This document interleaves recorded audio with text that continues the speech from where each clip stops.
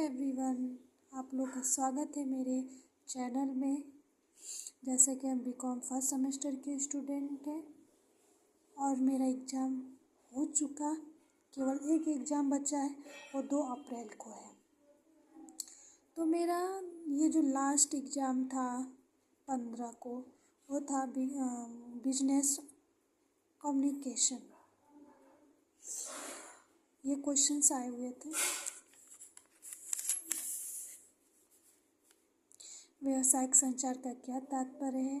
व्यावसायिक संचार यूँ कहा व्यावसायिक संचार को संप्रेषण भी कहा जाता है। व्यावसायिक संप्रेषण क्या होता है? तो विचारों के आदान प्रदान करने की प्रक्रिया होती है। सरकारी पत्र का महत्व क्या होता है, मतलब सरकारी पत्र क्यों इम्पोर्टेंट है ये, और प्रलेख के एपीए शैली की प्रक्रिया बताइए जो अमेरिका एसोसिएशन द्वारा पारित किया गया था। ये संचार प्रक्रिया के पावर पॉइंट प्रेजेंटेशन पीपीटी, जो कि बीकॉम के लिए बहुत इंपॉर्टेंट होता है। पीपीटी प्रेजेंटेशन बनाना कि पीपीटी के द्वारा कैसे प्रेजेंटेशन बनाया जाता है, और इसमें भी क्वेश्चन देखो पूछ दिया है। और ये है हमारा परिभाषा क्या होती है। परभाषा को पैरा लैंग्वेज भी बोलते हैं। पैरा 2 शब्दों से मिलकर बना रहता है, पैराधन लैंग्वेज से। पैरा का तात्पर्य होता है सामान्य से, और लैंग्वेज का तात्पर्य होता है भाषा से। और इसमें हमारे लघु उत्तरीय प्रश्न थे, जिसमें से कि 8 क्वेश्चन दिए रहेंगे, आपको 5 क्वेश्चन करने रहेंगे। भाई ये ध्यान क्वेश्चन देना, क्योंकि इसमें बहुत कन्फ्यूजन होती है। मेरे साथ कन्फ्यूजन हो गया था क्योंकि हमने ध्यान नहीं दिया था और मैंने ज़्यादा कर दिया था क्वेश्चन। जैसे संचार प्रक्रिया का उल्लेख कीजिए। जो संप्रेषण होती है, संप्रेषण की कौन कौन सी प्रक्रिया होती हैं, जैसे कि ये प्रेषक, संदेश, माध्यम और ग्राहक और प्रतिपुष्टि, ये होते हैं हमारे।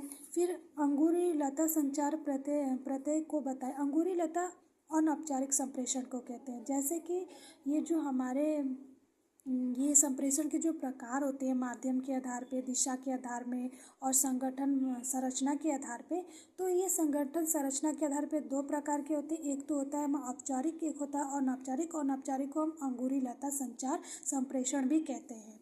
ये है हमारा प्रतिवेदनों के प्रमुख प्रकार क्या है। प्रतिवेदन जो होते हैं, उनके प्रतिवेदन के प्रमुख प्रकार क्या है, ठीक।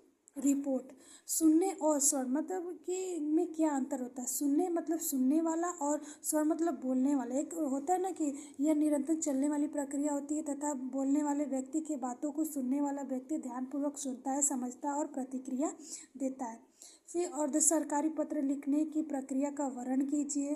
फिर समीपीय का क्या होती है, मतलब हमारे आसपास के वस्तु, स्थान, दूरी, जगह और वातावरण के माध्यम से जो संप्रेषण किया जाता है, उसे हम समीपीय भाषा कहते हैं। और ये हमारा है। फिर आधुनिक संचार का तात्पर्य, जैसे कि हमारे ईमेल हो गया, कंप्यूटर हो गया, इंटरनेट हो गया, फैक्स मशीन हो गया, पेजर हो गया, सेल फोन हो गया इत्यादि।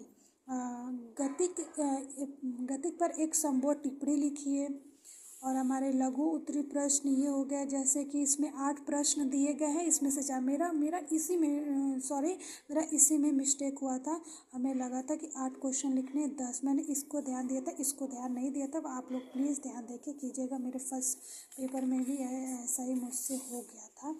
इसमें है संचार के महत्व और बाधाओं को, मतलब इम्पोर्टेंस क्या है। ये द्विमार्गी प्रक्रिया होती है, ये निरंतर चलने वाली प्रक्रिया होती है, सतत प्रक्रिया होती है, यह कला विज्ञान होती है, यह माध्यम संप्रेषित करने का माध्यम होती है। और बाधाओं का, जैसे कि भाषा संबंधित बाधाएं, संगठनात्मक संबंधित बाधाएं, भौतिक संबंधित बाधाएं, और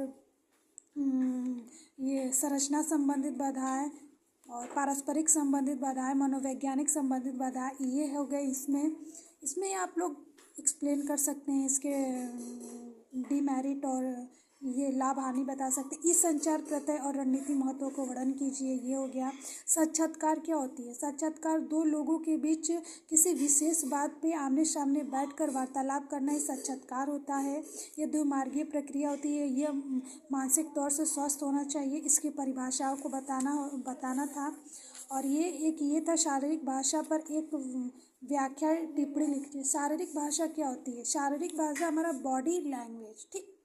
शारीरिक भाषा ये लिखना था कि हम शारीरिक भाषा जो होती है अशाब्दिक भाषा के प्रकार है ये। इसमें शब्द और लिखित और मौखिक का प्रयोग नहीं किया जाता, केवल बॉडी लैंग्वेज का प्रयोग किया जाता है। ये प्रभावपूर्ण स्वर के प्रमुख सिद्धांत 7 सिद्धांत है। स्पष्टता का होना, पूर्णता का होना, संक्षिप्त का होना, प्रतिफल का होना, नम्रता का होना, शुद्धता का होना और विशेषता का आधार, ये 7 हो गए। इसमें आरेख और चार्ट के महत्व का उल्लेख करें एवं विभिन्न प्रकार लिखिए, ये हो गया। व्यावसायिक भाषा के तात्पर्य मतलब व्यावसायिक जो भाषा उसका तात्पर्य क्या है, इम्पोर्टेंस क्या है, गुण क्या है, इस सब की व्याख्या करना था।